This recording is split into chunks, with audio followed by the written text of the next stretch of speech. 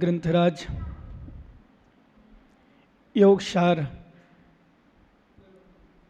अपनी आत्मा में प्रवेश करने के लिए श्रवण कर रहे हैं,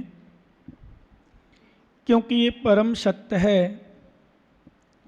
जब तक हम अपनी आत्मा का अनुभव नहीं करेंगे, आत्मा को नहीं समझेंगे, आत्मा में नहीं जाएंगे, आत्मा का ज्ञान नहीं करेंगे, तो वास्तव में हमारी आत्मा में आत्मा लीन हो नहीं पाएगी, अर्थात सिद्ध भगवान नहीं बन पाएंगे हम कभी।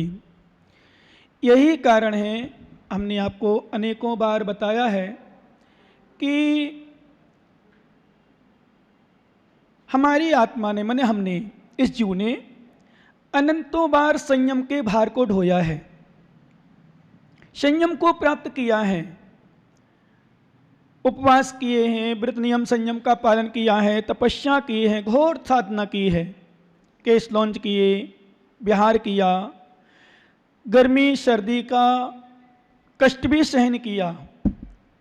लेकिन वास्तव में जिस उद्देश्य से दीक्षा ली जाती है वो उद्देश्य में हम नहीं गए।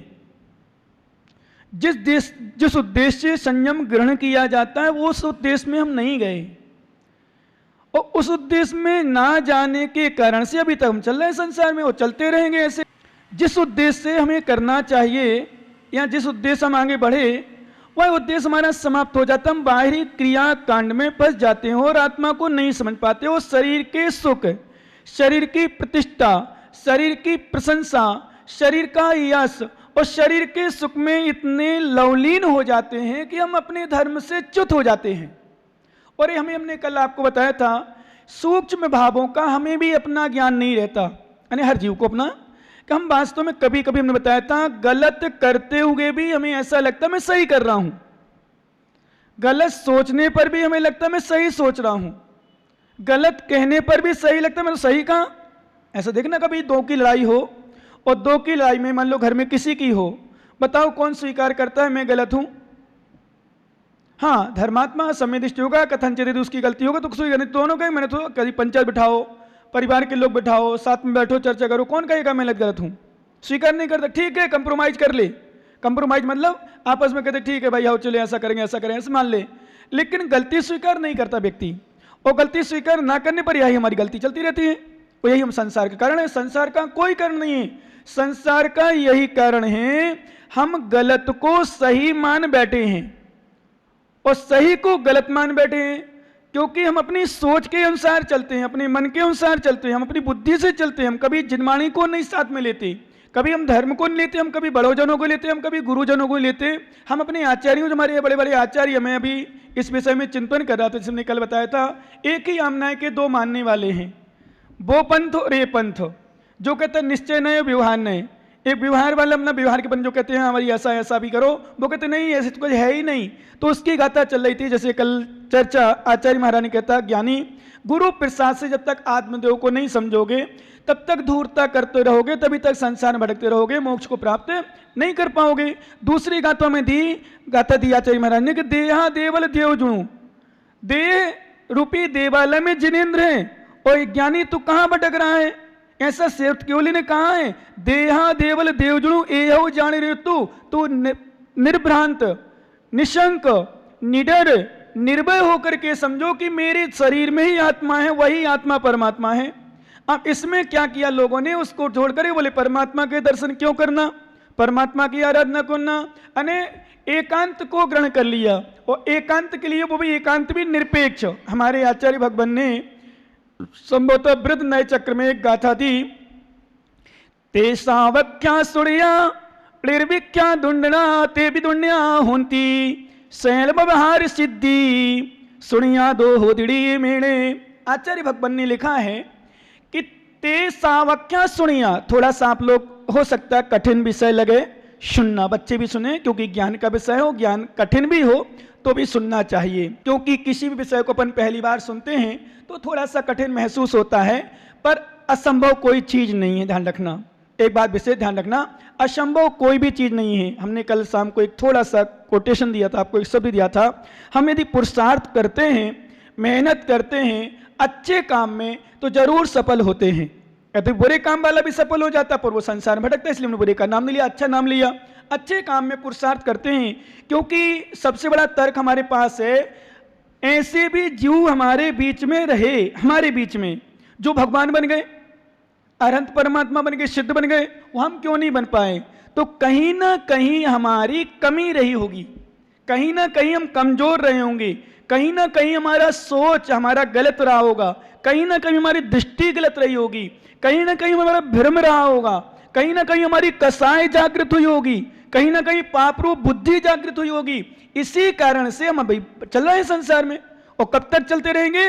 जब तक हम सत्य को नहीं समझ पाएंगे। तो हमारे अब देखना, वही गाथा वो भी पढ़ते हैं जो एकांत में चले गए, और हम भी पढ़ते हैं जो हम एकांत में नहीं गए। अथवा यूं कहें, दो व्यक्ति ले लो, अभी एक व्यक्ति कुछ सोच रहा है, एक व्यक्ति कुछ सोच रहा, दोनों जैन हैं। जैसे हमने कल बताया था कि एक के लिए महाराज है, एक के लिए नहीं है, मतलब दोनों जैन है, धर्मात्मा है, सब कुछ है। तो ये क्या है? ये थोड़ी कि शराब थोड़ी, कोई आलू प्याज थोड़ी क्या भक्ष सामग्री, इसलिए वो एक पी रहा है तो एक नहीं पी रहा है। इसमें भाई ऐसा उदाहरण देते नहीं, तो कई लोग बोले शराब सब पीने लग जाए तो हम नहीं पी, तो क्या सब पी रहे थे सारे लोग? तो फिर हम मिथ्यात्व में देंगे दृष्टांत कि सब लोग करे तो इसको नहीं मान रहे तो क्या हो? ऐसा नहीं, जो सत्य होता है उसको देखा जाता है, ध्यान रखना। अब यहां आ जाओ मेन विषय पर। दो पंथ हैं, अब देखो 13 पंथ, 20 पंथ। तो 13 पंथ में भी अच्छे अच्छे आचार्य हैं, वर्तमान में बता रहा हूं, पुराने की नहीं कह रहा हूं।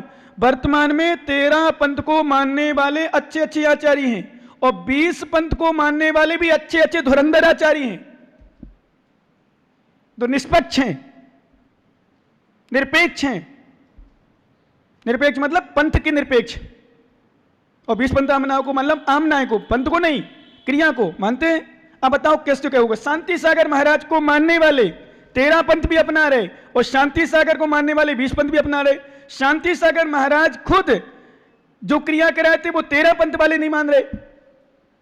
जिन क्रियाओं को शांति सागर महाराज के सानंद में हुई, उन क्रियाओं को 13 पंथ में आने वाले, और उसमें भी श्रेणी द्रोह हो गई। एक गुरु के 2 शिष्य हो गए, एक यहां निकल गया, एक यहां निकल गया, दोनों दिगंबर हैं, दोनों के गुरु एक हैं। अब देखो परंपरा कहां विभक्त हो गई। इसलिए मैं सोचता हूं कभी कभी भगवान क्या हो गया। या यो मुक्ता ने पक्षपातम स्वरूप गुप्ता निवसंति नित्यम विकल्प चाला च्युत शांत चित्ता सायो साक्षात ब्रह्म दमृतम पिबंती। हमारे आचार्य भगवान अमृत चंद स्वामी ने अमृत कलश में बहुत सुंदर सूत्र दिया, इसका अपन पहले अभी बाद में करेंगे, उसका ले लें कि ते सावख्या सुनिया, वो सापेक्ष नए ही सुने हैं। ध्यान रखना ज्ञानी, जो एकांत में चले गए, चाहे 13 में गए हो, चाहे 20 में गए हो, चाहे निश्चय में गए हो, चाहे व्यवहार में गए हो, वो सापेक्ष नए ही सुने हैं। दुनिया तेवी ते सावख्या सुनिया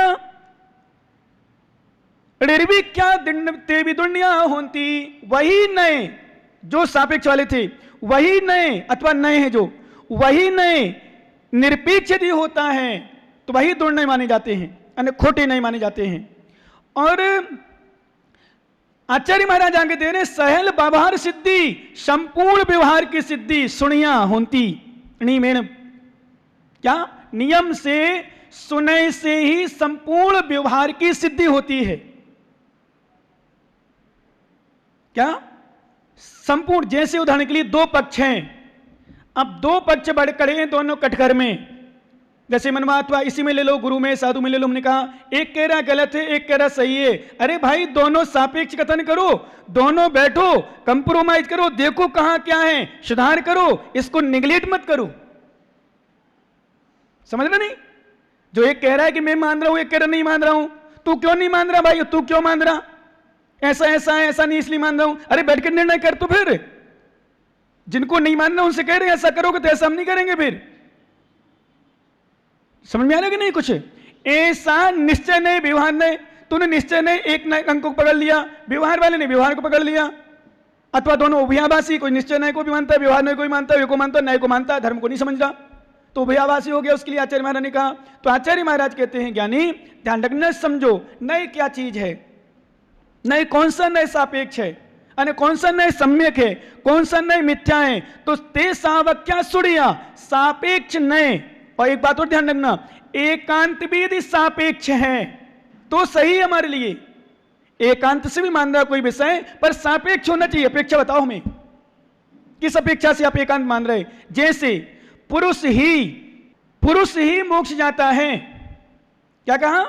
पुरुष ही मोक्ष जाता है, पुरुष ही मोक्ष जाता है। यहां सापेक्ष नहीं है, निरपेक्ष नहीं है, एकांत है। एकांत मतलब हमने कही ही। अब आपको थोड़ा बता दें, ही लगाते हैं उसको बोलते हैं अनेकांत, एकांत, और जहां भी लगाते हैं उसको अनेकांत। हमारा एकांत भी अनेकांत है, क्योंकि पुरुष लिंग से ही द्रव्य, द्रव्य पुरुष लिंग से ही मोक्ष होता है। अर्थात पुरुष मनुष्य, मनुष्य मतलब मनुष्य में तो स्त्री भी आ जाते हैं, पर पुरुष लिंग इसलिए पुरुष लिंग लिया। पुरुष लिंग से ही मोक्ष होता है, स्त्री मोक्ष नहीं जा सकती, इसलिए ही लगाए वहां। क्या ध्यान रखना। अब ध्यान एक थोड़ा सुनो विशेष ज्ञानी, स्त्री भी मोक्ष जा सकती है। यहां हमने अब सापेक्ष लगाया और अनेकांत लगाया, स्त्री भी मोक्ष जा सकती है। अब कोई इस विषय पकड़ ले, महाराज स्त्री कैसे मोक्ष जाती? अरे भाई मैंने क्या कहा, स्त्री भी मोक्ष जा सकती है, इस पर्याय में नहीं, अगली पर्याय में वो पुरुष बन के मोक्ष जा सकती है। इसको कहते हैं अनेकांत। स्त्री भी पुरुष हैं, पुरुष भी स्त्री हैं, इसको कहते हैं अनेकांत। समझ में आ रहा कुछ? तो कहने का अर्थ है, हमारे आचार्य ने कहा ते सापेक्ष क्या सुनिया, सापेक्ष नहीं एकांत, अने सापेक्ष नहीं सुने और निरपेक्ष नहीं एकांत अने दुर्नय। तो सहज व्यवहार सिद्धि। अब तुम एक एक को पकड़ के बैठ गए, दोनों लड़ रहे हो। हमारे आचार्य ने कई जगह दृष्टांत दिए, हे ज्ञानी, हे अंश, दोनों पंख से उड़ता है, वही दो जिसके पंख होते हैं वही उड़ पाता है, एक पंख से नहीं उड़ पाता, धड़ाम से गिर जाता है। ऐसे जिसने एकांत नय को पकड़ लिया, एक नय को पकड़ लिया, वह नहीं उड़ पाएगा, मोक्ष मार्ग में नहीं चल पाएगा, धड़ाम से गिर जा। और सुनो एक बात और सुन लो, अच्छी बात, ये विषय हमारे आचार्य ने कहा ज्ञानी ये नए नए हैं, ये वस्तु नहीं है, वस्तु के समझने की व्यवस्था है। कुछ समझ में आ रहा है आप लोगों को? वस्तु को समझने की व्यवस्था है। ये नए नई चीज, नई क्या है? व्याख्यान करने का तरीका, किस नए से कैसा, किस नए से, लेकिन उस नए को लोगों ने पंथ बना लिया, धर्म बना लिया, यहीं भटक रहे हैं। भटकने का मूल कारण कहीं नहीं है, अपनी बुद्धि से एकांत को ग्रहण कर लिया। क्या? अपनी बुद्धि से। जैसे हम कभी कभी कहते हैं शंकर भगवान की जय, अर्धनारीश्वर भगवान की जय, पार्वती परमेश्वर की जय, बोलो आप लोग जय। अरे महाराज क्या? शंकर जी हमारे भगवान शंकर हो गए, आदिनाथ स्वामी, अर्धनारीश्वर हो गए हैं, पार्वती परमेश्वर हो गए हैं, उन्हीं का तो नाम है सब कुछ। शंकर जी तो बना दी व्यवस्था, वो सीधे शंकर जी रहे हैं, रुद्र हैं जो 11वें शंकर जी, तो उनके लिए बना दिया। पर शंकर जी भगवान का नाम है, परमात्मा का नाम है, विष्णु का नाम है, ब्रह्मा का नाम है। किसका नाम है? शंकर। शंकर मतलब है वास्तव में डमरू बजाने वाला, डमरू बजाने वाले आदिनाथ हुए, तीर्थंकर हुए। कैसे डमरू बजाने? अरे दिव्य धुनी को देने वाले, इसलिए भगवान डमरू वादक भी हैं। अर्धनारीश्वर, अर्धनारीश्वर का मतलब वहां शंकर जी पार्वती को आरती में अंग में बसा लिया, तो अर्धनारीश्वर। हमारे परमात्मा अनंत परमात्मा अर्धनारीश्वर हैं।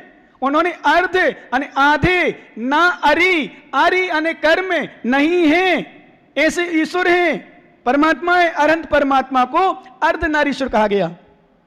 क्या कहा गया? अर्धनारीश्वर।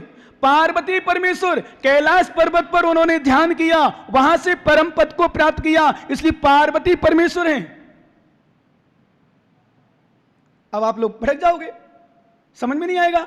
यहां एक आचार्य महाराज अपेक्षा करो, एकांत में मत जाओ। तो हम लोग करते हैं भगवान की जय हो, शंकर भगवान की जय हो, पार्वती परमेश्वर भगवान की जय हो, डमरू वादक भगवान की जय हो, अर्धनारीश्वर भगवान की जय हो। क्या करते हैं? बने भगवान, परमात्मा बने। तो कहने का अर्थ, अब आओ मेन विषय, वास्तव में एकांत नया मिथ्या, निरपेक्ष नया मिथ्या, एकांत नहीं, निरपेक्ष नया मिथ्या, सापेक्ष नया सम्यक। जहां सापेक्षता है, अपेक्षा ग्रहण करो, कहां क्या है, वहां विवाद है ही नहीं। कहीं विवाद में तो आप लोगों को देखता हूं, अपने में देखता हूं, आप लोग देवरानी जेठानी, सास बहू, भाई बहन, पिता पुत्र आदमी देखो, जहां अपेक्षा ले लो वहां कुछ है ही नहीं। और जहां अपेक्षा रहित बात होती है वहां डस्टर होता है, अपनी अपनी खींचते हैं, अपनी अपनी चलाते हैं, वहां डिस्टर्ब होता है, सिरदर्द होता है, परेशानी आती है और कई समस्या आती हैं। अपेक्षा लो, किस अपेक्षा से ऐसा हुआ? अपेक्षा समाधान कर लो, कुछ नहीं होगा। आप अपने मत से चलोगे, अपनी सोच से चलोगे, वहां विवाद है। साधु संतों भी विवाद क्यों होते हैं? अपेक्षा नहीं लिया वहां। एक किस अपेक्षा से मान रहे हो, वो किस मानते रहो। जैसे हमने कहा था ना भैया, एक सूखा फल चढ़ाओ, गीला फल चढ़ाओ, तुम्हारा विषय, तो अपनी अपेक्षा लगा लो, वो अपेक्षा, लेकिन किसी का खंडन मत करो, किसी को गलत मत कहो, पंथ में मत जाओ, पंथ के कीचड़ मत जाओ। पंथ का कीचड़ हमारी आत्मा में कर्म का कीचड़ फंसा देता है। पंथ का कीचड़ हमारी आत्मा में पंख का कीचड़ लगाता है। पंख में पंख कीचड़ ही होता है, यद्यपि पंख लगा देता है। तो पंथ पंख का कारण है, अर्थात कीचड़ का कारण है। नए निरपेक्ष, नया मिथ्या, निरपेक्ष नए नहीं, सापेक्ष नए को मानो। तो हमारे आचार्य सयल व्यवहार सिद्धि, संपूर्ण व्यवहार की सिद्धि, ध्यान रखना, सुनिया दो होदड़ी मेणे, सुने से ही होती है। अब आचार्य भगवान अमृतचंद स्वामी ने जो हमने गाथा सुनाई थी, एक बहुत सुंदर सूत्र दिया, एओ मुक्त्वा नय पक्षपातम शुरूप गुप्ता निवसंति नित्यम विकल्प जाल च्युत चित्तस तायो साक्षात अमृतम पिबंती। अमृतचंद स्वामी जिन्होंने समय सार पर कलश लिखा है, अमृतचंद स्वामी जिन्होंने समय सार की टीका लिखी है, आध्यात्मिक टीका, अन्य कलश का अर्थ है। कुंद कुंद स्वामी ने तो शिखर बना दिया समय सार लिखकर, और अमृतचंद स्वामी ने उस पर कलश लग दिया, ऐसा विस्तार किया है और कठिन टीका दी है आध्यात्मिक। जयसेन स्वामी ने तो फिर भी सरल टीका दी। और सही बताऊं, अमृतचंद स्वामी की टीका हम अच्छे से नहीं पढ़ पाते, पढ़ते मतलब अर्थ नहीं निकाल पाते, और जयसेन स्वामी की टीका का अर्थ निकाल लेते लगभग, इतना सरल किया उन्होंने। तो आचार्य महाराज ने एकांत को बिल्कुल मना किया, निरपेक्ष को मना किया, निरपेक्ष मत जाओ। यही गाथा हमारे आचार्य महाराज योगेंद्र देव स्वामी ने कल कहा था, ज्ञानी देह रूपी देवालय में परमात्मा विराजमान है, किस नए से अभियान नहीं लगाना, यहां सच नहीं है, नए से है, और वास्तव में सच है तो अपेक्षा से है, शक्ति अपेक्षा से है।